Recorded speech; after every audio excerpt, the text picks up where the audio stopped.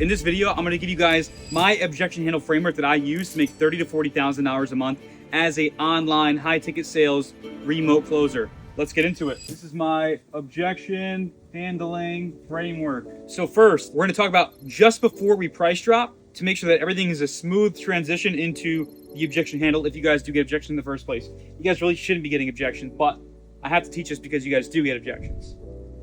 I don't get objections. So you do what's called a double tie down. This is going to be before price drop. It goes something like this. So on a scale of 1 to 10, 1, you feel like this is not going to help you at all. 10, you feel like this is exactly what you've been missing. Where do you feel like you're on that scale? I'm at a 10. Awesome. Now on a scale of 1 to 10, 1, you're not going to be committed to come in here and do the work. You're not going to make the time. You're not going to ask questions. You're not going to hop on the calls. Or 10, you'd be 100% committed to come in here and give it your 100% best every single day. That way we can teach you and give you the support that you need. Where do you feel like you're on that scale as far as your commitment? 10. Awesome. So we got a 10 out of 10 on both. Cool. I'm going to show you guys why this is important in just a second. So you do a double tie down. Then you bridge the investment. So here's what we're going to do next. Next steps on the call, we're going to go over what the investment looks like. And if that makes sense for you, we're going to get you onboarded into the community with your coach and get you started. Does that sound good? Sounds good. Awesome. That's how you do the bridge and the investment. So do you have any other questions on that, or do you want to go over the investment? Let's go over the investment. So for you, viewer, to help you get from 1K a month to 10K a month, it's only a one-time investment of just 5K. So we do the price drop. It's only a one-time investment of just 5K. Just throwing numbers out there, by the way. So it's just 5K. And you're going to shut the fuck up. You're not going to speak because you want to let them give you an objection or tell you, let's do it. So it's only a one-time investment of just 5K. Sounds good. Beautiful. So a good email for you is da-da-da-da-da. If they say yes, assume the close. If they say no, it's probably why you guys are here watching this video. Then we have to do some objection handling. So if they say yes, assume the close. If they tell you no, here's what we're gonna do instead. Let's say, no, Joey, your program sucks. How about a no? Now, before I get into what we do say, here's what you don't do. A lot of closers, what they do when someone asks if it's like a one-time payment or if there's payment plans, a lot of closers will start saying, well, we can break it up, we can do this, we can do that. You never want to do any of that. And the reason being is because when you start offering payment plans off rip, you're losing ammo and you're losing leverage. So we want to say it's just a one-time investment because we still want to go for the PIF. We want to make commissions. We want to benefit the actual consumer who's buying the program so they take it 100% serious. We want to benefit the company as well. So we say, no, it's just a one-time investment. So what you want to do, if someone gives you an objection, like, yeah, I can't really do that right now. You're going to paste the first objection, do a double tie down with a reverse sell. Paste the first objection, then we want to do another double tie down, and then a reverse sell. That's the equation. Paste the first objection, double tie down, reverse sell. So it looks something like this. Again, pasting the first objection means just putting it to the side, because usually the first objection, it's going to be a smokescreen, because the only thing that's changed since you did the first double tie down, they wanted to do it 100% and they were going to be 100% committed. So the only thing that's changed is you price drop. Now there's a price on the board. So we want to paste the first objection, get rid of the smoke screen. We want to tie them down to the process again, ask them why, and then isolate the money. And then we want to isolate the money. So we say, no worries, not a problem. I guess just for you, just so I'm all clear, the money aside, that's pacing. Do you still feel like this is something that you want to do 100%? It's consistency bias. They want to give you a 10 out of 10. They should say 10 out of 10 because they just told you it was a 10 out of 10 literally 30 seconds ago before you dropped the price. So it should still be 10 out of 10. So is this still something you want to do 100%? Yes. And if you came in here, you would give us your 100% effort? Yes. Want to get into the reverse sell? Why do you feel like it'd be worth it for you personally? And I want them to justify to me why they actually need to do the program or why they think it's actually worth it. You're going to get a few different types of answers right here. For people who are really bought in, they're going to say, well, yeah, I definitely want to do it. I just don't have the money, because if I did it, then it would solve all these problems. I would get to my goals and I would love it. If someone who's not really bought in, you could say, yeah, it'd be worth it. This is going to allow you to check the prospect and to check where they are on the radar of how bought in they actually are. It's just important for you to know. So why do you think it's important? Because it's going to solve X, Y, and Z problem and actually get me to my goals. Okay, I believe in you. So is it more, we just don't have the money saved up right now, or you have the money saved up, but if you dropped it, it would just put you in like a super tight spot or it'd be like really scary for you. So we're isolating the money. I just don't have it saved up. Okay, not a problem at all. I guess for you, and we want to do one more tie down. So I guess for you, if the money wasn't an issue for you, let's say you had the money saved up, I gave you a double bag with 5K in it and you can do whatever you want with it. Do you feel like this would be worth it for you? That's going to allow you to isolate the money. They're saying, no, if I had the money, I would do it. Okay, great. Then what we want to do, because we want to think about objections as like peeling an onion. An onion has layers, right? And you want to get to the center. Or we want to think about a Tootsie Pop, right? You want to lick to the center. At every single suck that we get closer and closer to the center. So we just peeled the money layer. Now we can start handling whatever other objection. For this person, they just gave me money. But we can also get a spouse, we can get fear. So we want to tie them down. Once we tie them down to the money, we say, okay, is there anything else besides the money that's holding you back? Nope, just the money. Okay, no worries. So what I can do for you, and then you want to pitch open wallet. So here's how you do that. If it's just the money, here's what I can do for you. I can't promise that I can find a solution for you, but what I can do is I can do my very best to go over every single possible option I know on how to get you in here. If we can find an option that makes sense for you and you want to do it, great, fantastic, we'll get you started. If we can't, it's not a problem. We'll come up with a game plan for you. But for me to come up with the best game plan for you, we're gonna have an honest conversation about where you're at financially to make sure that what we do can actually make sense for you. Again, if we can work something out, awesome, we'll get you started. If not, again, it's not a problem. Does that sound fair? They say, sounds fair. Awesome. Now you go through finances. You go through their finances. Let's say they have 15K in the bank. Okay, so you have the money saved up. What do you feel like is really holding you back from getting started? Is it just a little bit of fear? Are we just like a little bit scared? Because the money is no longer an issue. They have the money. Now we can go through fear, the fear layer. We could say, are we just like a little bit scared? Yeah, honestly, it's just like the biggest investment I've ever made. I've never made one of these before. You know, I really have to think about it. Okay, it's not a problem. Again, it's a fear objection. How to think about it. Think about it's not a real objection. Someone says, yeah, it's just really scary. Okay, it's not a problem. For you, again, just so I'm all clear, you feel like this would be worth it for you if you did get the results, right? So can I offer you some perspective? Yeah, sure. Would you agree that most people who get to their goals get there by taking some sort of risk, and that risk is usually scary? That's why it's a risk in the first place? Yeah, I agree. So what type of person do you want to be? So the fear layer. Then we can split their identity. What type of person do you want to be? Do you want to be the person 6 to 12 months from now who looks back in this moment and is pissed at himself because he didn't get to his goals all because he was scared in the moment? Or 12 months from now, do you want to be the person who looks back at this moment, realizes he was scared in the moment, and thanks himself? He looks at himself in the mirror and says, thank God I did that, even though I was scared. What type of outcome do you actually want? And who do you actually want to be? I want to be the second person who actually gets to their goal. Now, again, I don't want you to do this unless you actually believe that we can help you. So, do you feel like we can actually help you? Yeah, I actually feel like you guys can. Awesome. So what do you think you need to do right now? So we peel back the fear layer, and then we ask for sale. So what do you think you need to do right now? I need to do it. Okay. So knowing that, how do you want to proceed? You ready to get started? I don't know. I still need to think about it though. It's a big decision. Okay. It's not a problem. Then we can go through uncertainty. So can I ask you an honest question? Yeah, I know you got to think about it. It's no worries. It's not a problem at all. Let me ask you this. So 12 months from now, if you actually achieve your goals, like if I snap my fingers and in 12 months from now, you're looking back at this moment, already knowing, like it was guaranteed that you already got the result because you did this, would you have done it? What would you tell yourself to do right now? Tell myself to do it. Looking back at this moment, you knew that if you did it, it would have worked out for you, but you didn't do it. What would that person tell you to do right now? Tell me to do it. Now, can I ask you, how are you ever going to end up knowing unless you actually try and actually go through with it? I'm never going to know. So what do you think the difference is between people who actually get to their goals and people who don't?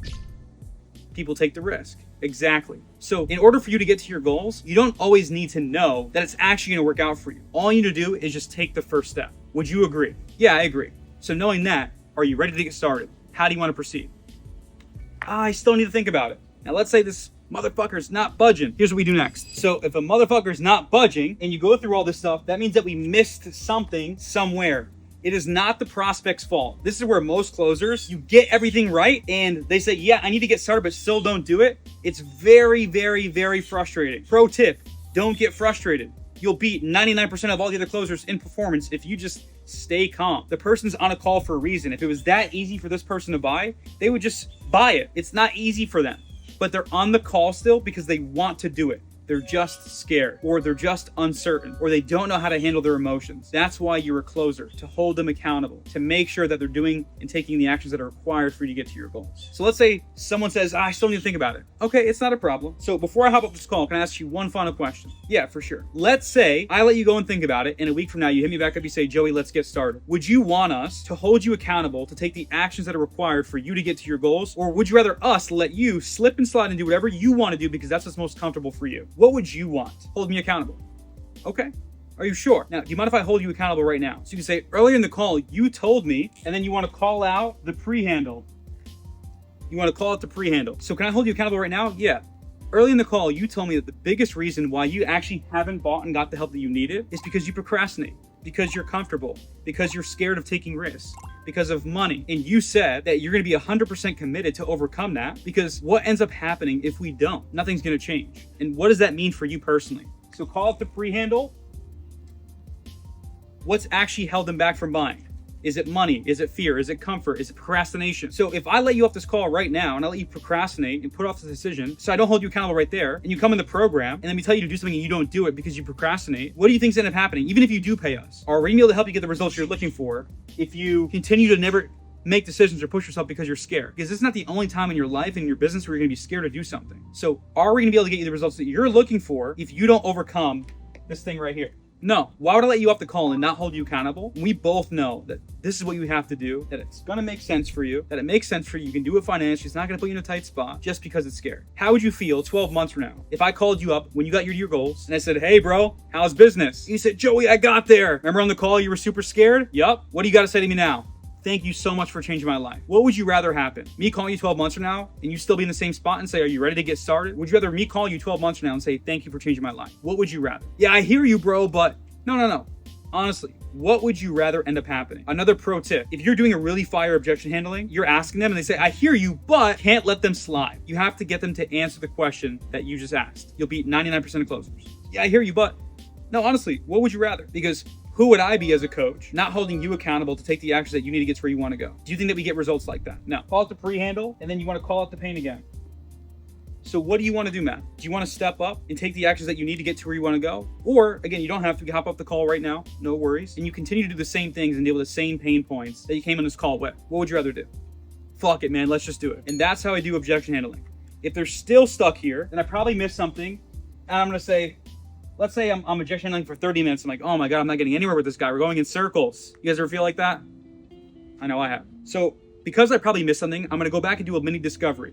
I'm gonna say, okay, no worries, not a problem at all. Let's forget about all this for a second. Can I just ask you, man, why are you on this call again? Because you need help doing what? Getting new clients, scaling up, losing weight, lead gen, whatever it is, closing more deals. What are you on this call to do? Close more deals. And why haven't you been able to close deals right now?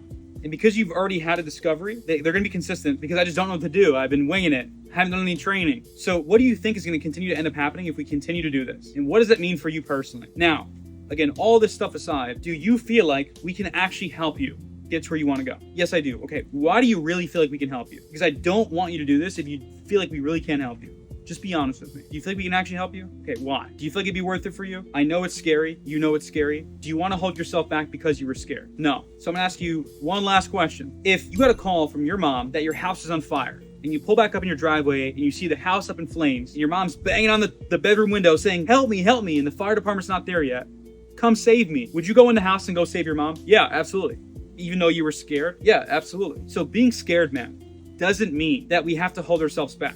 It's okay to be scared, but what's not okay is to be scared and not do anything about it. Because in this situation, your mom's not gonna die, man. But the goals that you're trying to get to, because you're not taking the actions that are required to get there, are gonna die. So what do you feel like you really have to do if you wanna get to your goals? I gotta do it. Okay, so just to recap. So here's what we're gonna do. So we do a double tie down before price drop.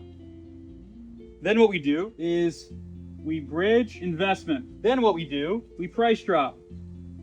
Then what we do is we pace the first objection. Then we do another double tie down. Then we do a reverse sell. Then we isolate the money. Then we do one more tie down, touchdown. Then we pitch open wallet. From there,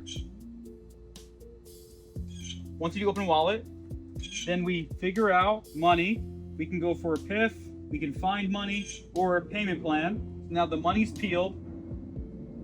Peel fear, we peel uncertainty. If they're still not going for it, then we go back down to another double tie down. Then you call out pre-handle. then you call out the pre-handle, mini discovery, ask consequence, split identity, and then split the identity if needed. So again, we do a double tie down before the price drop. Is it something you want to do 100%? I can be 100% committed. We want to bridge the investment. We want to price drop. We want to paste the first objection. Then we want to do double tie down. Then we want to reverse sell. We're going to isolate the money. Then we're going to do another tie down. Is it just the money? Is there anything else besides the money that's holding you back from actually doing it? You're going to do an open wallet? Is it just the money? What we can do, we go over a couple different options, see what we can do for you. Have to have an honest conversation about where we're at financially. Okay, so you have the money. You can do it. We can do a 2-pay. We can do a 3-pay.